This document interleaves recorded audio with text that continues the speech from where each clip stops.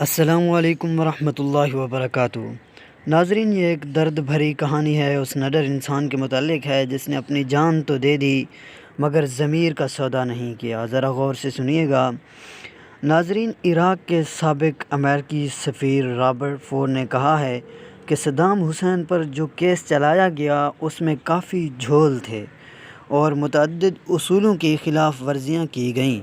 بین الاقوامی خبر رسائیاں ادارے کے مطابق سابق امریکی سفیر نے روسی سرکاری نیوز ایجنسی سپوٹنگ کو دیے گئے اپنے انٹرویو میں بتایا کہ اس میں کوئی شک نہیں کہ صدام حسین کا مقدمہ کئی پہلوؤں سے نامکمل تھا۔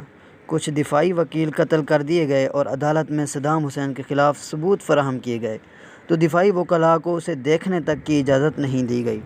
یہی وجہ تھی جب شواہد زبانی بتلائے گئے تو وکلاء ششدر و حیران رہ گئے۔ رابرٹ نے مزید کہا، ہاں یہ بات بھی صحیح ہے کہ ججز کے سامنے وہ دستاویز بھی آئیں جن پر صدام حسین کے دستخط موجود تھے جو انہیں براہ راست دجیل شہر میں قتل و غارت کا مجرم ٹھہراتے تھے، لیکن اس میں بھی کوئی شک نہیں کہ سماعت میں کئی اہم اصول کی دھجیاں اڑائی گئیں۔